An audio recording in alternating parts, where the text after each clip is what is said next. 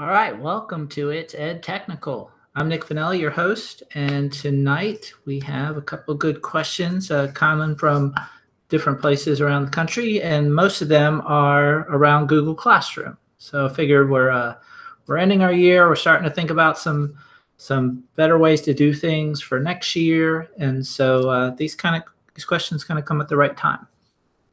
So. Good to have everybody here. As always, I want to just give a program notes, what's going on. So this is our last Ed Technical of this week, and next week we will be off, and then we'll be back for the week of May 21st. So that means no Monday broadcast or no Thursday broadcast on YouTube like we are today. But we'll be back on the 21st. Feel free. We'll post some older episodes, maybe mix them up a bit or show you some specific tutorials. You can always go ahead and contact me. You need to about anything, whether you want to ask me a question, or if you're just looking to get some information from me about professional learning, get some ideas, those type of things. So I am at blendedtechlearning.com, and so you can follow me on Twitter. It's at Nick Finelli, NICFINELLI, and on Facebook we're at Blend Tech Learn, and our YouTube channel is Blended Tech Learning. All right, so going back to Classroom and what we're going to do tonight. So Classroom is a fun thing. I read something around the other night where someone was saying, or they were having an argument about whether Classroom was an LMS, and someone's like, "Oh, it's better than an LMS, but it's not quite like an LMS." So, I think you can take Classroom for what it is. There's a lot of things that it is, and it's able to do, and I think some of the things that are done on purpose so that that it is more of a student class flow learning tool. That's what it's meant to do, I believe, and it's meant to give some teachers some organization in that flow. But as far as a full-out learning management system, I do not think it is, although it depends on the classroom and how you use it. Those people who've used Canvas, something like that before, or Schoology, or even Seesaw as a management for their class and the learning, those I think all complement, and you can use Google Classroom with it. Do a lot of professional development on how to combine all of those. So anyway, so let's go into Classroom and talk about what's going on and what we can do, and I'll talk about those questions. So let's share my Classroom screen. All right, so the first question comes from Anne, and she's in Virginia, and so she said she has two classrooms already set up. One is for her math that's at one level, and one's for another math, or actually, excuse me, at a different period, at fifth period, and another one's for math at a seventh period. The assignments are exactly the same. Is there a way to combine the two classes into one now that they are created, or do I need to start all over? What is the easiest way to merge the two classrooms?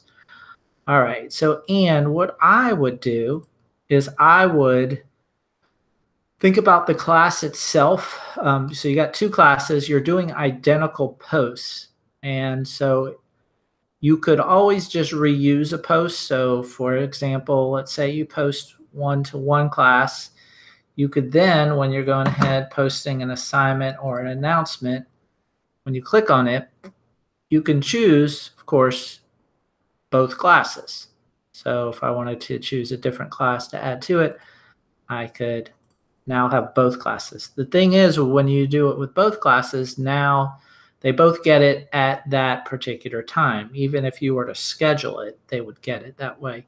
But whatever you decide to post, or whether it's an announcement, assignment, something like that, it would go to both those classes. And so you could do identical assignments and they would pull up in both places. So I'm just going to do announcement, even if it's not no test this Friday. It was moved to Tuesday next week. And so you can, of course, pick a topic and then post it. And so it's going to post here. So you can see that. And if I went to the other class, okay, posted in this class, so you can see the same thing. So it got posted at the same time. Let's say, well, hopefully that answers your question as far as the best way to do that, because I think, you know, if you're doing the same assignments and you have the kids, you know, in different classes, that kind of helps you with your organization in that class as far as people turning stuff in. Whereas if you put them all in the same class, you're going to have all the students listed together. And I don't know if that would be the best way to have them be all together, just because your assignments, even though they're the same, and your announcements, you know, it could be at a different rate. You know, one class could move faster, one could move slower, or, you know, maybe an assembly, so the other class is behind. So that way it allows you that control to do that. On the other hand, too, when you post to 2 classes or multiple classes, then you can no longer have personal or individual or group assignments, because then you can't pick out specific students. And if you wanted to give the same assignments to, maybe you had 2 different, in both your classes, you had 2 groups that were working, you know, needed advanced work, you could just give those students the same assignments. And so that way you're still differentiating, but you can do it to each specific class, but also keep them together if you wanted to post it at the same time, or actually you would reuse the post. So that's what I would do. I wouldn't combine the classes after you've created them. I think it also helps for those students to see that they're in this particular class, because if they just see your math class, they might, you know, even though it's the same or similar class, there are different things that happen in the way you teach and do things, especially if you're doing it over and over.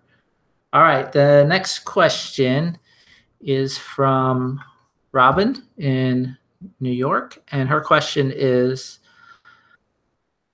I know how to use the recent tab to duplicate documents. So I guess going to Drive and being able to duplicate documents, or excuse me, not recent, but excuse me, reuse. That's what it looks like she meant to say.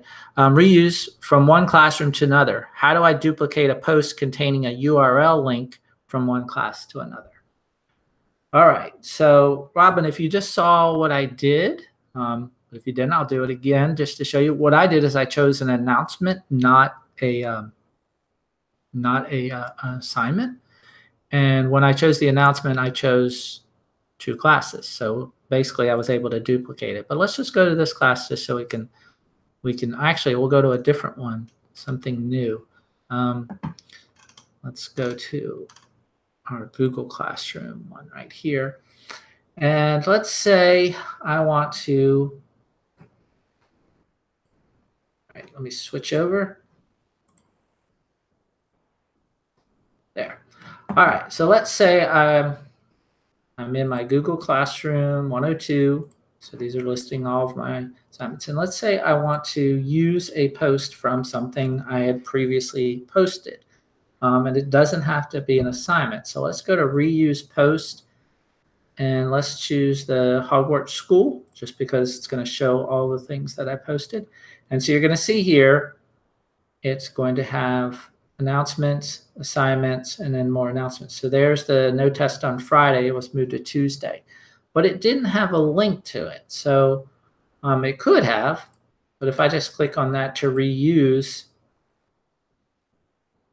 then it's there. Now, as far as you know, putting in a link, you could put it in here and add it to it, and that would go along with the post. Let's say I do this. Let's just do Google Classroom and take away this one because it was posted there. And let me add a link, and we'll just add a quick link like right this. There we go. All right, so we add the link and we click on post.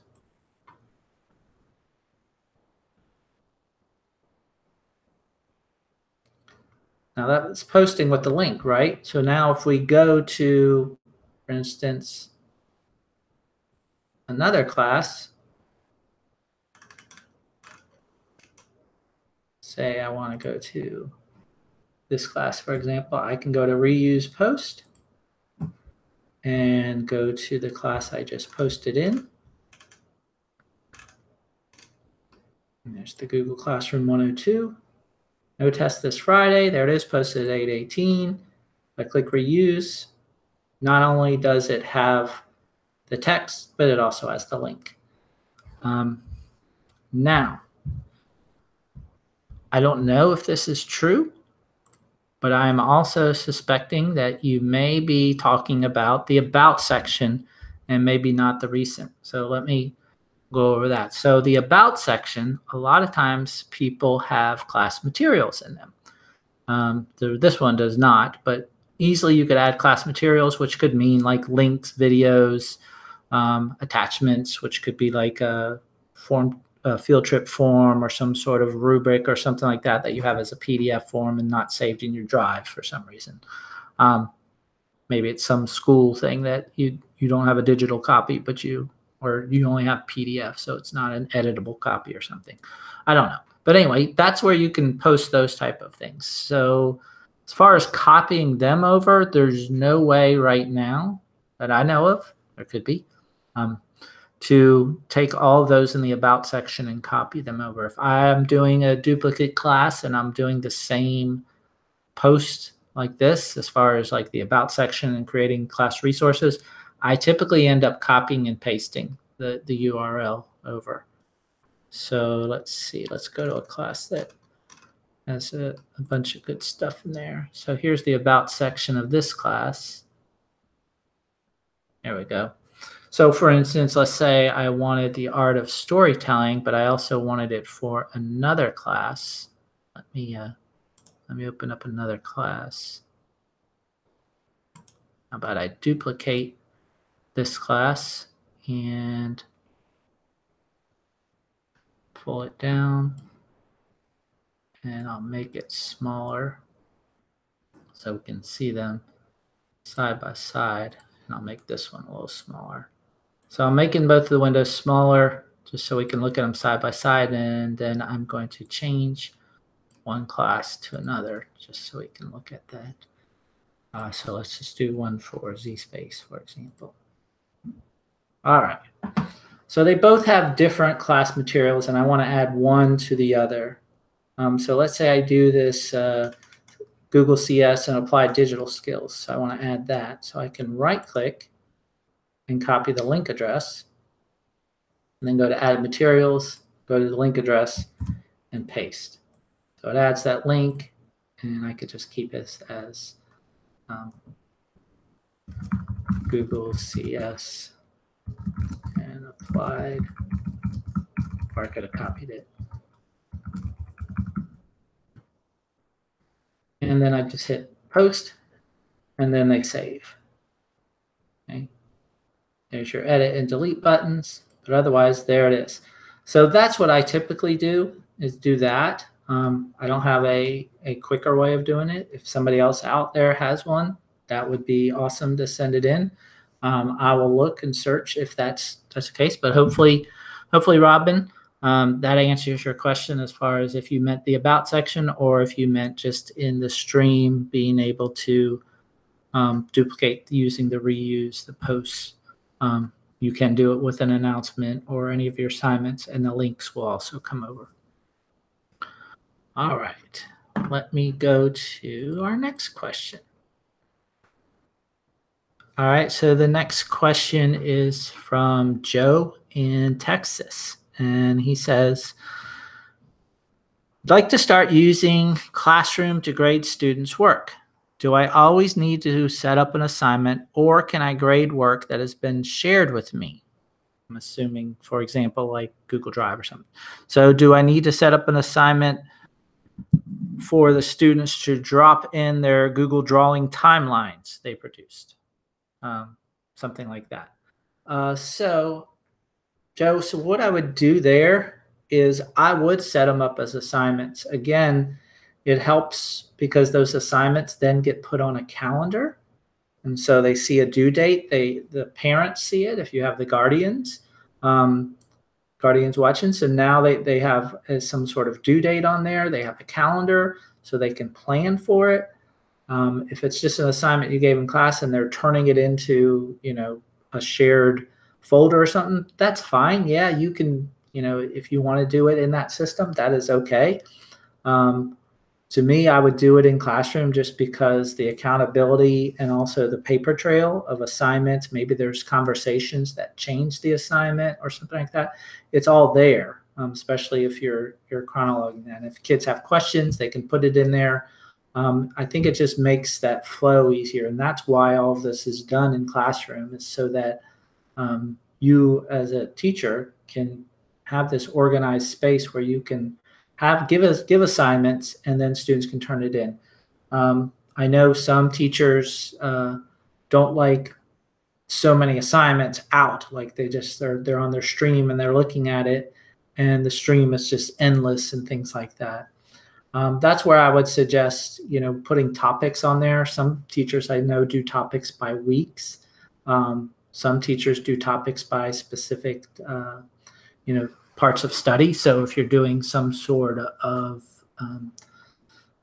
project-based learning or something like that, maybe that whole project and everything that you do is under that. So that way people at different levels can still see, and it's kind of all in one area and not cluttered up by the other things happening on the stream. So I would definitely use topics for that. But as far as, grading the students' work, setting it up in inside of your stream and your announcements also brings in, so when you have students that have different items and different things that they're doing, you can easily grade them, because remember, the grades come over when you do things like forms, or if you're doing, some sort of grading yourself on it, and you're giving, you have a rubric or something like that, then you're able to just bring it right into Classroom, give them a grade, and then they get that feedback in Classroom. So now they're going to this one place over and over to kind of see that. Whereas, if you have them sometimes going to Classroom and other times dropping it in a folder, then, it might be a little more difficult for them to navigate, or for you to know whether they have it in the right spot. So let Classroom do the work for you, kind of like the commercial, let Google do it. I would let Classroom do it.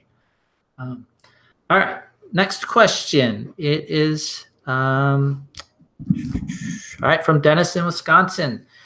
He wants to get parents more involved. He feels like the guardian area does a good service, but just like a lot of things with emails and stuff like that, it kind of gets lost in the clutter of things. And so let me open something up here to show you. Give me a second. I'm going to open up a Google Classroom, and I'm going to go to see the example so you can see what the example I'm talking about is, and maybe what Dennis is trying to avoid. All right, so here we go. So this is what the parents would get. Of course, it would be missing work, due next week. So things that have due dates, they would see. Also class activities. So you have assignments, you have questions that you've asked, you have announcements, all those things the parents can see, and they can choose whether to get it on a weekly basis or a daily basis, and it's up to them too how to do it. And plus, they'll get it for all the classes. So to me, that's a nice feature. But if parents aren't utilizing this or some way, you could also use things like Remind or Blooms, which are great texting apps, because I know a lot of people feel like they read texts more than emails. But let's say you wanted to still use this format, but you wanted to be able to do things that that might assist them. So let's go to a classroom, and let's just go back to my Google Class here. So notice I only have one topic, it's news.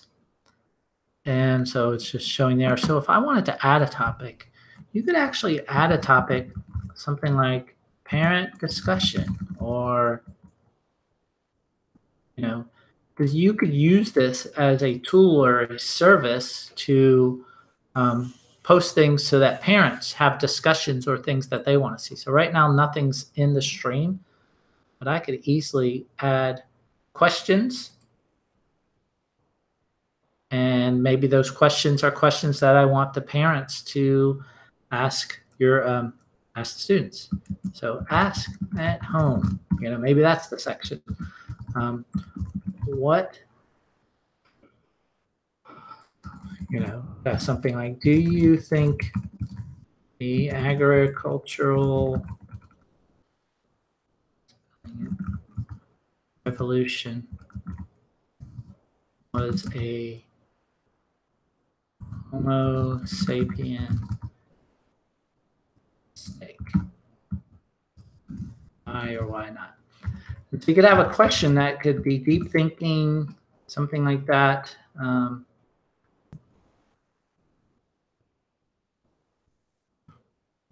Hyphenated or something here. Homo sapien. Yep.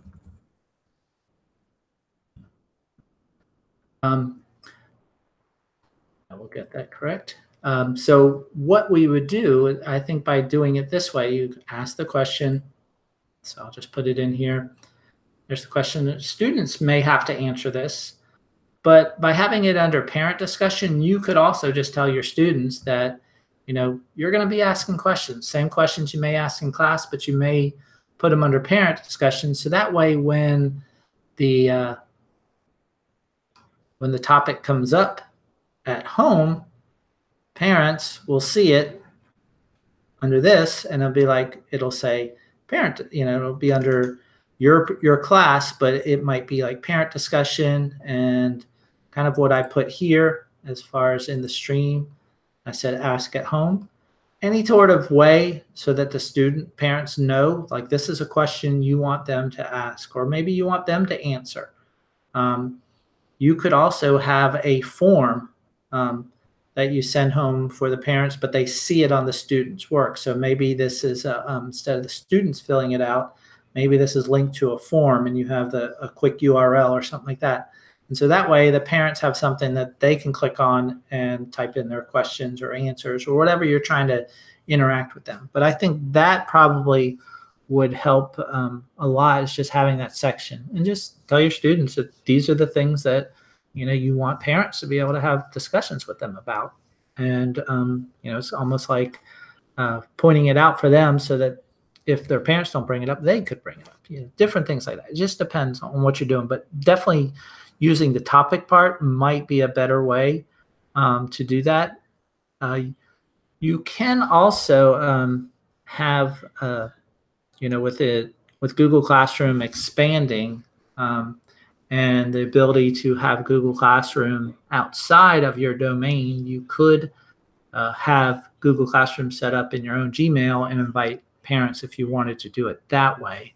I don't know if that would be somewhere where I would go, especially, I might rather do something like a Google group or something like that, and not set them up in a classroom, unless you feel like there's certain things you need to put in there and have their interactions. But I don't know if parents would want to feel like they're with a bunch of other parents taking a class, or might feel like taking a class because you're asking questions, getting responses. Depends on your community. All right. So that's my take on that. So those are the questions for we had tonight. A lot of Google Classroom, but a lot of good stuff. Again, just appreciate you guys listening in, and hope you have a good week, the rest of this week and all of next week. Again, I will not be broadcasting Monday or Thursday next week, the week of the 14th, but I will see you on the 21st. In the meantime, don't forget to go to courses.blendedtechlearning.com. If you want to take a class, go ahead. It's starting to get crunch time for those teachers out there who are trying to get recertification and need some hours. Lots of good classes on different things and not just certifications. There's classes on there's